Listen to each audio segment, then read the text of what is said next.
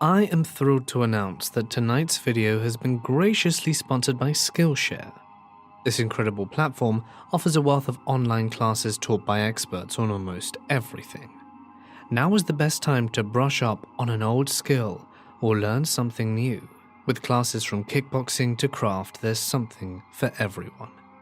I personally have been improving my poi from Ben Drexler and highly recommend it if you want to learn flow arts. The first 1,000 of my subscribers to click the link in the description will get 30% off an annual premium membership, so you can explore your creativity. Even if you already have a free trial of Skillshare, you can still take advantage of this offer to get the full year of unlimited learning and creative exploration. So make the most of it. Link in the description. But for now, it's time to get comfortable and let the darkness take control.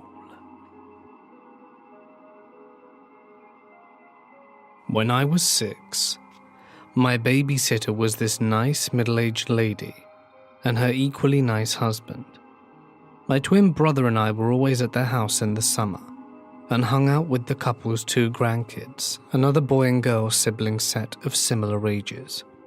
This was literally my happy place. This lady had the best movie collection for a 6-year-old.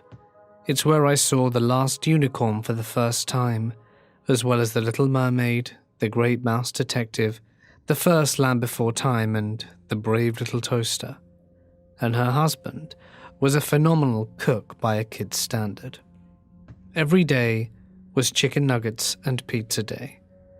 They had kid-size 4-wheelers, a pool, a huge kids' playhouse, and a jungle gym set up in the backyard. And they put on the best 4th of July show in the county for years. 6-year-old me was the happiest girl on the freaking planet, and they were some of the wealthiest people in the area too. Neither of them worked, so I had no idea where their money came from, but I didn't care. One day midsummer, the 2 boys were being typical boys, and the little girl and I thought they were being mean.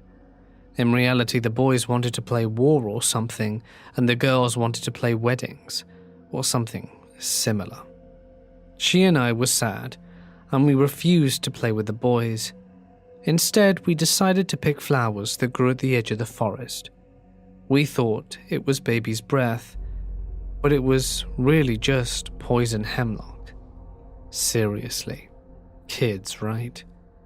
So we're walking along the edge of this dense forest in the middle of Banjo country in southern Ohio.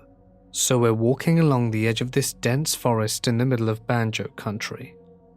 was in 1990, so we weren't worried about stranger danger because we were just so far out into the country. The adults did worry about animals from time to time because the next county over had bears and mountain lions, but us 6-year-olds were fearless. We ended up walking on the neighbor's property, picking these flowers when we found a break in the tree line. It was an old, well-worn path leading into the woods.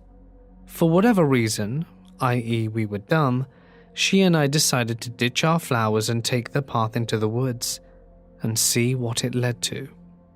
The path itself was unremarkable, well-worn but unmaintained, as there were tree roots growing up through the path in places. We came upon a little bridge at one point.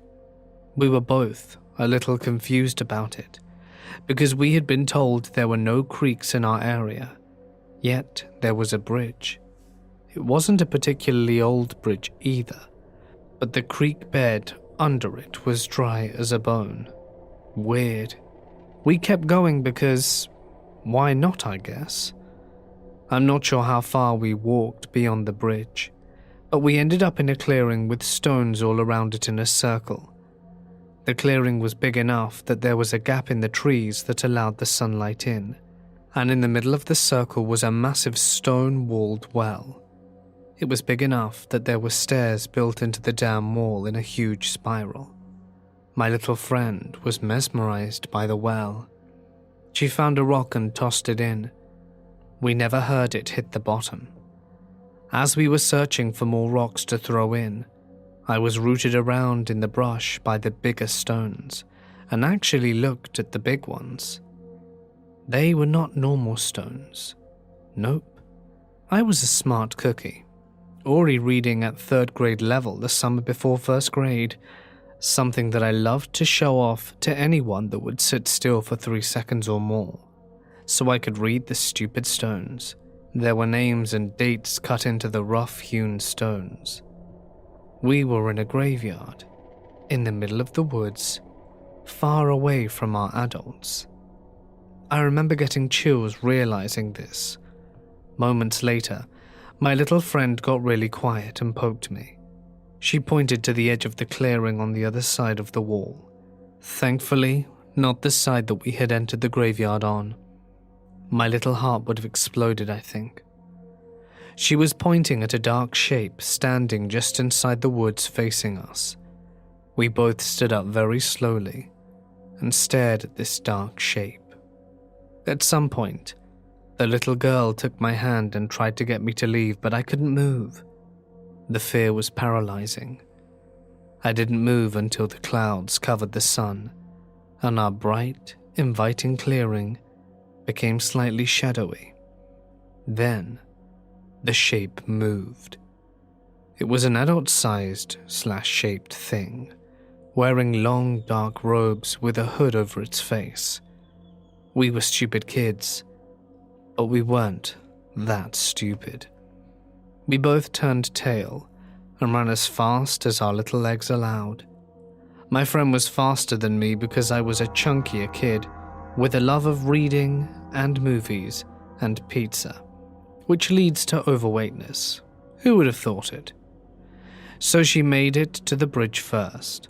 I wasn't far behind her though. I looked back after we got over the bridge, and that thing was standing at the edge of it, just standing there. I screamed, wet myself, and kept running. I tripped over a tree root in the path, ripping my pants and shredding my knee in the process. I scrambled up and kept running. We burst out the trees like our hair was on fire, screaming and crying, and made a beeline for the girl's grandparents' house. Her grandfather was in the backyard planting something and came running when he heard us. We were absolutely hysterical, and nothing could calm us down. We spent hours sobbing while the grandma and grandpa got us bathed and in clean clothes to try and soothe us. The more they said there was no one in the woods, the more hysterical we became. It took both of us months before we'd even go on the back deck again. Everyone was convinced we'd made up a story with our hyperactive imaginations, but the adults humored us. The kids, not so much. The next summer, we were forced into the backyard for the annual 4th of July party. Tons of kids. They all knew our story, and one of the teenage boys, a badass, don't you know, called BS and bullied us for hours until we told him where the path in the woods was. And then, he made us go with him. Cue another incident of me pissing my pants. Yay! To my utter relief, when we got there, she and I both remembered where the path was. There was nothing. No path. Just a very heavy growth of hemlock. He tried to wade through it and ended up with chiggers from neck to foot. And he got into a ton of trouble for dragging us kids down there once we got back. So she and I were relieved not to go back there. But from then on, all those kids thought we were stone cold liars. Fast forward 15 years later, 16 years after this all happened, my mum mentioned that the grandpa passed away a few months prior while I was off school. I was 22 at that point and had mostly forgotten the events in the woods. I expressed my condolences and asked what happened. I mean, this guy was a friend of my mum's for 20 plus years. My mum started being evasive, so I got curious and pressed her, and she said that he had hung himself in their garage. Jesus, wow, okay, that sucks. And then she told me the bad part. His granddaughter, my little friend, was the one that found his body. All around him were notebooks with crazy writings he had amassed over a very long time, some dating back to the early 70s apparently, detailing his dealings with demons and spirits and other crazy things. He had left notes for all of his loved ones. The note for his granddaughter was an apology for not protecting her from the demon at the well, and the note for his wife was an apology for leaving her, as it was the only way to protect her and the other people he loved. It seems that the explanation for their wealth was deals struck with the demons. After a few decades of these deals, they had started coming to collect on the debts the man owed, and what they wanted was for him to kill his family in payment. So, he killed himself instead. It was the craziest thing I'd ever heard, but it made total sense. Everyone wrote the guy off as having a serious mental health issue, threw the journals away, buried him and moved on. No investigation, nothing. I can rationalize everything we saw and experienced to some kind of weird psychological reaction to picking hemlock. That wouldn't explain how both of us had the exact same delusion though. I know what I saw was real. I might not remember all the details nearly 30 years after, but I do remember the fear, and I still have that scar on my knee that has never faded. I'm not afraid of the woods nor the dark, or anything like that, but I have a very healthy respect for the dead, and don't mess with demons and stuff. In the immortal words of Ducky, nope, nope, nope. When I was a child, I used to have the strangest dreams.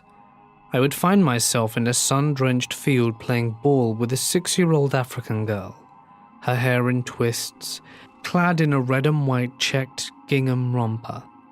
Eventually, her dad, an enormous dusty farmer equipped with a pitchfork and leading a horse, would call her home. She would wave goodbye and I would seize awake. I had this dream several times, each time similar, with the difference being the game we played. Perhaps ball, maybe other times hunting for insects, or simply lazing around on the grass. I knew her name was Sarah. I knew her family worked on the land. Somehow, I knew the land. Then one night I had a lucid dream. I was in my bed asleep, and thought it was the middle of the night. Light streamed in though as if it were noon, and Sarah was by my bed, tugging my nightgown sleeve. She pleaded with me to get up, to play with her. So I sluggishly rose from my bed and followed her out my room and to the foot of the stairs leading to the spooky 3rd floor. I was suddenly leadened with dread, a feeling akin to seeing that particular look in my mother's eye before she told me my great-grandmother had died. Sarah whirled around, eyes inquisitive, her playful demands to come upstairs to play, honed by something sinister. Her father appeared at the top of the stairs, horse and all I could think of, this is ridiculous. How could a horse go up all those stairs? I told her I could not and would not come up and play, and she looked so sad at me. The saddest, oldest sad I'd ever seen. I woke up that morning asleep again at the foot of the stairs, with the deepest sadness I had ever felt. I never had the dream again. However, shortly thereafter the gardeners unearthed an old hitching post in the backyard. Many years later, I went for a hike across my street in search of an apocryphal graveyard, the oldest freed black cemetery in the north. I waded through the smallish swamp in my neighbor's yard and trudged up the hill to the area I had seen marked on an ancient map. There was the cemetery, invisible from the road with 15 or so headstones. While many were impossible to read and others fallen and broken, one stood out. Its memorial tree had grown around it, encasing the stone in the tree, shielding it from the elements. The body beneath was named Sarah. She had died at the age of 7 and had inhabited whatever structure existed where my house now stands. In March of this year, I became employed by a funeral home in my area as a student and funeral director's assistant. To paint the mental image, the funeral home is small and sits in the middle of a graveyard dating back to 1803. However, most of the graves there are not that old, and we still have plenty of space for future burials. The funeral home is cozy and inviting. It has a lot of natural light and is not creepy looking in the slightest. That being said, everyone who works there tells the same story. When alone in the funeral home, whether it be day or night, the sound of some unseen person walking around can be heard. I had not been told any strange happenings until I had an experience of my own and asked others about it the next day. I had been at the funeral home at around 2 a.m., preparing paperwork to go remove a descendant from the place of death and take them into our care, when I began hearing some weird noises coming from the common area, but at first brushed it off as the AC kicking on. However, the longer I was doing paperwork, the more distinctly it sounded like someone walking around.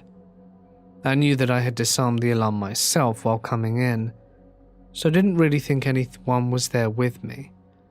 But just to be sure, I got up, turned on my phone flashlight, and walked back there to make sure I was alone.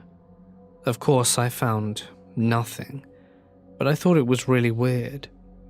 Today I stayed later to work on a project for school that needed some of the funeral home's materials for it. It was around 4 p.m. I was packing up a few things in the office when I began to hear the walking again. I've heard it a few times by now, and after talking about it with other people who worked there, I'm getting used to it. I was never really scared. It was just unusual or odd. But today was different. After hearing the walking for a minute or two, I began to feel watched, like something was in the office with me, looking at me. I don't know if I was just more easily affected today, or if it's becoming aware that I can hear it. When I was about 15 years old, I was a very curious teenager. I had only heard stories of the Ouija board, but had never actually tried it. So one weekend, my best friend slept over, and we decided to take our chances. My mum was super against me buying one, and she would have killed me if I brought one into her house. So my best friend and I took a big poster board and made our own Ouija board. We lighted candles, turned off the lights, and at about 1 a.m., we tried it. Everyone in the house was asleep. When we started, it was slow, but the planchette started moving all across the board. I was convinced my best friend was the one moving the piece around, but she denied it, and I trusted her to not lie. We asked for a name, and they gave us Charlie. We asked their age, and they said 10, and we asked how they died, and they just said sick. After a bunch of other questions and scared skeptics, we asked how they could prove they were real, and who they said they were, and they responded with cemetery. I don't fully remember all the questions, but I know that it led to Charlie giving us some details. It was by a path and tree, small, around the year 1820. My mum's house is literally right across the street from the cemetery. I could look out the window and see directly into it. So we were very, very close. It is an extremely old historical colonial cemetery dating back to 1690. The next day, my best friend and I went over to the burial ground and started our wild goose chase for Charlie's headstone. Lo and behold, we found it, exactly as he described. His headstone was a cylinder shape, The name Charlie was listed. Born 1810, died 1820. Behind the stone was a huge tree right next to a pathway. I could not believe the Ouija board actually worked. After discovering Charlie's grave, my best friend and I would visit him every day after school. We would just hang out there sometimes when we were bored. Sometimes, we would just sit next to him, smoke cigarettes and talk. Maybe Charlie was just lonely and wanted some friends. So, that's what we tried to give him.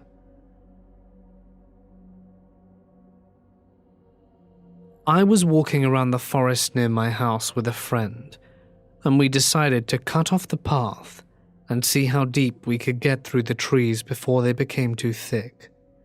Where I live is sort of mountainous, so it's pretty easy to walk among the trees without getting too caught up in branches. Everything is sort of spaced apart well. We walked for about an hour when we came to all these little arranged pebbles. They were all put in little circles of different sizes, and definitely put there intentionally. We kept walking, and noticed that some of the circles also had crosses with them, some serious Blair Witch stuff. We really should have just left, but we just so happened to have taken some acid, and this was 100% not a hallucination, and everything was hilarious to us. Eventually we kept walking and found a sign that explained it was an animal cemetery, at which point we realized we had been walking over hundreds of buried animal corpses. We noped out of there as quickly as we could, but because we hadn't followed the path, it was quite confusing to go back, and took much longer to arrive home. If that wasn't bad enough, we came across the biggest pure white dog we've ever seen on the way back. There was no one else around but this massive dog with no leash and no collar, and obviously, in our drugged up state, we convinced ourselves it was the ghost. It followed us as we tried to find our way for 20 minutes, when finally its owner wandered out and found him. It was some old hippie man who just let the dog wander around. Turns out the dog was so big because it was part wolf. Really not too unusual for where I live. But like I said, we were on acid, so the whole thing was more of a trip than we were expecting. We tried to find the cemetery again when sober, but couldn't figure out where we had veered off the path. Definitely the weirdest trip, and the creepiest thing I've ever found in the woods. When I was younger, I was part of a youth organization of sorts. One volunteer thing we did was regularly mow and do maintenance on an old cemetery. No one had been buried there since the 80s, but once we took care of it, people started using it again. Keep in mind, it's a really rural area. We're mowing and doing other stuff one day, and I was in high school at this point.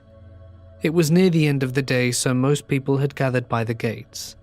I was in the far corner, crouched down in tall grass, in part of the unused cemetery.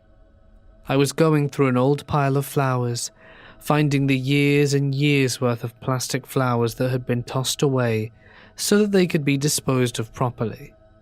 A few young kids come over and start playing in the tall grass. They are making their way towards me, and I could tell they hadn't seen me yet. When they got close, but still hadn't seen me, I said, "Stop walking on my grave." They instantly froze and looked around, and they took off sprinting so fast. One kid even started crying. Once my mum found out what I did, she was pissed, but I still thought it was hilarious. I went to this school for 4 years, and still live really close to it. The years I went to this school were the only years I had sleep paralysis. It was built on a graveyard. They moved the graveyard somewhere close by because the area wasn't big enough, so they moved it and made a school where it had been before. The bodies were not moved, because in our tradition, we don't bury the bodies within their coffins well dressed. We bury them with white fabric wrapped around them. They're naked, and this fabric is the only clothing they have. so it isn't really prudent to move the bodies. There were projections in every class. We were looking from Google, things like haunted places, possessed people, and scary paranormal stuff, almost every day. There were screams in our classroom sometimes, with no one behind them. The girls were really scared by these. Another day, someone found some writing on a board. It said sleep paralysis demon, and then it had my name and a few other personal and identifying details. On other times, the lights would start to fade, turn themselves on again, and then stop working completely.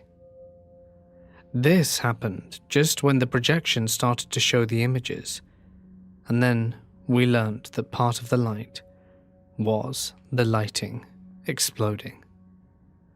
Since we were looking at this kind of stuff in school, like ghosts and stuff, it's predictable, but we were also apparently summoning jinns. Basically, they are creatures that Muslims believe in, that live in the same world as ours, but we can't see them, but they can see us. They're like spirits, I believe.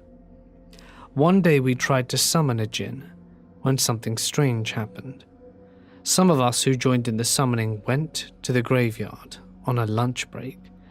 A girl in class accidentally stepped on one of the graves and was so scared when she realized another girl, her friend, had something weird on her neck that wasn't there before.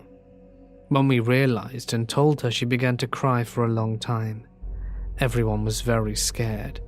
We thought it was a joke at first, but the seriousness and intensity of her crying made us realize it wasn't, and I don't think those cries would be jokes. Her neck had what appeared to be the letters R and T scratched onto their surface and vanished the next day. We never spoke about that again. Another girl in our class was really interested in the paranormal.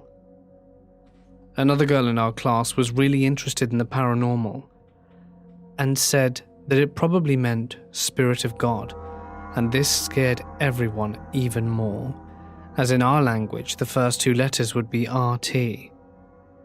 Now, I need to say something everyone believes here. According to them, the street of the school is where you can see the light of someone that died, who was someone God loved so much. So now he is being a light to people in the street. The street also includes the new grave. When I was little, I remember being with my family passing from another street that also crosses that street. When I see a light, not a street light, an independent orb of light floating. But I was really little, so perhaps I was confused. In any case, this final story is from when my grandma went to my school working as someone who cleans. This was the first few years after the school was made. She told me that the principal cared about her opinion a lot, which was making another woman working there very jealous, when all of a sudden the principal started to act not so nice to her. Months, maybe even years later, when they were cleaning the principal's office, she claimed she found a paper that had Arabic letters on it. Then she got the paper, got rid of it, and the principal started to act nice to her again. So basically, my grandma assumes the other woman who worked there cast a spell on him so he would like my grandma less. Growing up, my family frequently traveled to rural Mexico. Almost everyone there believes in supernatural things and are very superstitious. I am honestly a skeptic in many things, but I did see a few things that I can't explain. This is one of them. Light orbs. Growing up, I heard many stories of strange light orbs. Everyone believes they're witches. One of my uncles, who was a retired soldier, woke up one night as usual to feed his sheep at 6 a.m. He said he saw a big orb fly above his barn. He watched it for a few minutes and decided the best thing to do was shoot at it with a rifle. He says this was a Vietnam-era M4. He fired a few shots and saw they hit the orb, which was spinning like crazy, and it charged towards him as he ran inside his house. He waited all day and night inside. He believes it was a witch. I loved that story as a child, but thought it was a lie until I got to see them. In Mexico, it is common for teenagers to go to parties to the next town over. One of my cousins had a truck, and it would get filled inside the cab and on the bed. There would be maybe 12 of us on our way back at around 1 a.m. I was riding in the back of the truck, and I was tired, so I wasn't paying attention to my surroundings until the truck stopped. Someone inside pointed at a small hill which had a cemetery on top. There they were, 3 orbs around the cemetery, circling about 20 feet above it. They had to be about the size of a Volkswagen Beetle. We were about half a mile away and just stared at them for about 3 minutes. They would circle the cemetery, dropped to the tombs and went back up. Then all of a sudden, they just went up and didn't want to come back down. I have to admit, I was yelling at my cousin to go. I was afraid I didn't want to die at a glowing orb. My friend and I decided to go on a late-night drive to find this creepy cemetery one night. Great start to a story, I know, but we were bored and in a small town with nothing else to do. After close to 40 minutes of driving, we got to the state park. Now typically, parks are closed after dark, but these roads were still public access, so they weren't off limits to general drivers. However, we were the only cars on the road at this point, and it was isolated, we thought. The lanes were surrounded by thick trees, and it was dark. No streetlight dark. We're on a narrow dirt lane looking for this cemetery, but we drive by it, unknowingly.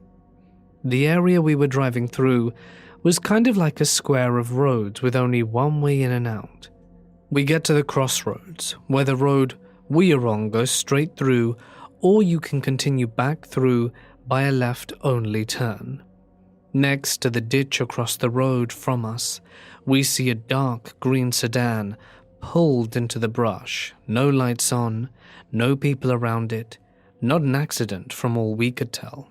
Whatever, kind of weird, but we slowly turned left and began to loop back around looking for the small rows of old headstones again. As we get back around the intersection about 5 minutes later, the green sedan is still pulled off in the bushes. But now, it's not the only vehicle there.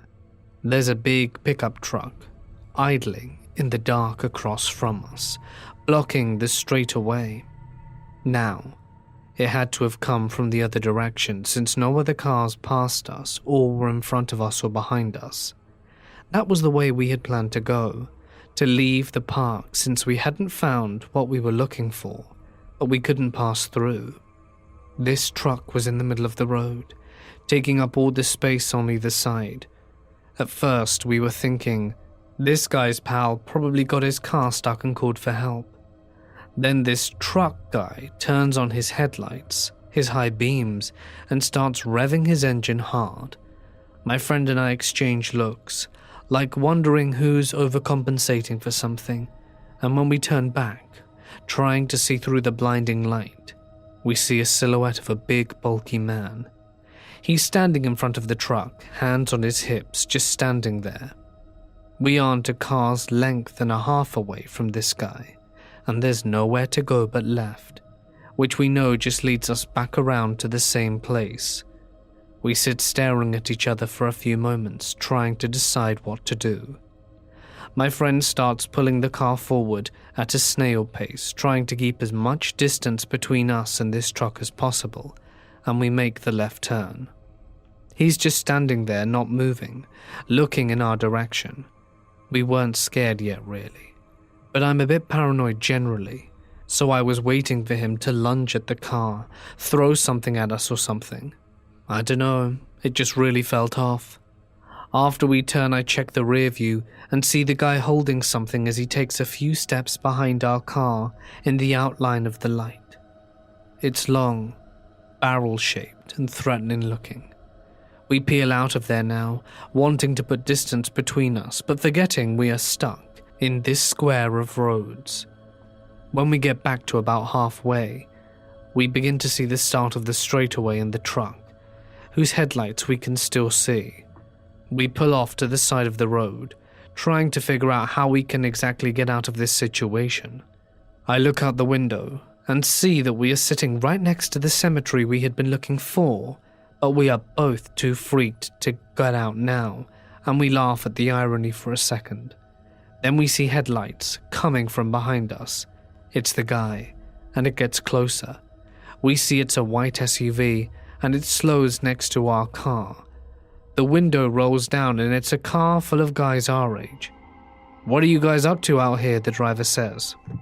"We're just here for a drive." And they say some stuff out of earshot. My friends and I don't have a strong, menacing aura, so we hoped we could just send some chill vibes and have them leave us off the hook for whatever was going on. Were they with the truck guy? Because this wasn't truck guy, but was all too weird. We asked if they'd seen a truck ahead, where they had to have driven in, but they said that they hadn't. When we looked back, we noticed the lights from the oncoming direction were gone. They laugh and pull away slowly, telling us to have a good night, and we pull back onto the road and take off for the exit, only looking out the windows long enough to notice that only the sedan was still there. "Sorry, buddy. Hope your car's all right." We made it back to his parents' place without further incident and told them about the encounter, but we couldn't explain what had happened really. It still kind of sounds stupid when I write it out, but something was going on. I've always been interested in the paranormal from a young age, and was super into looking up things near me that were haunted. I found an old website as a kid that I, to this day, visit on occasion, as it has a massive listing of every city in every US state and different encounters in the area around them. These encounters are usually pretty low-key, but it's fun to read up on. I remember reading about a small, roughly 10-stone graveyard in the woods about 2 miles away from my house. I even looked it up years ago when I heard about it on Google Maps, and actually saw a very small opening in the woods where it was mentioned. I had always wanted to go and see if it was truly there, and I was just a bit too scared of going, because it was said to have headstones from the 1800s, along with whispers and energies inside. However, one day, a friend and I decided to take the chance and go searching. We went out to the woods that was in question and looked around for any proper way in. To the left of the woods was a preschool with the title of something like Little Angels. We never thought anything of it, but tried to see if the parking lot had any way to give into the woods. We found a slight dirt path off the lot and went up into the woods, but ran into a gate blocking us further from going in. The gate seemed as though there was nothing deeper beyond it, just more woods, so we quit fairly easily, as we were being bitten by bugs. Fast forward a few years and a few more friends and I decide to go back and check it out again. This time the gate was open. We go beyond it and actually find the cemetery. Surprisingly enough, it had a sign at the start of it that looked fairly updated. Yet like the posting said, there were only about 15 stones in it. They were really old, some barely legible. It was kind of crazy to see such an old cemetery that was used at some point. We never encountered anything at all, but it was interesting to visit nonetheless. I think the thing that stood out to me the most, though, was something that I didn't notice until later. The Little Angels preschool that was built right next to this cemetery from the early 1800s had their phone number in huge numbers on the front of the building.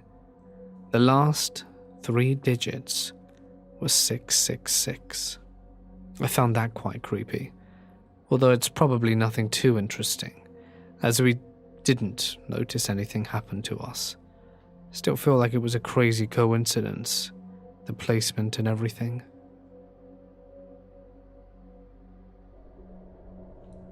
Hey guys, it's Mort here, and thank you so much for listening. I do dearly hope you have enjoyed tonight's stories. You know, I used to live not too far from a cemetery, back when I lived in London. It was actually really nice. Not very big, but it was nice to just walk around, spend a lot of time in there with my wife, just having picnics occasionally, especially as she worked opposite. So yeah, cemeteries aren't all that bad. Have any of you had any creepy experiences? Because if you have, I would love to hear about them. Be sure to email them over to me or post them to my Reddit pages. The links can be found in the description. And if you would like your name at the end of the video, as these lovely souls do already, you can pledge a small amount of money every month to my Patreon or my membership on YouTube. And if you want to just throw money at me because you want to, you can check out my Ko-fi, which I promise I will start updating regularly too. Full of promises. Alright then guys, take care, stay awesome, and I'll see you in the next one.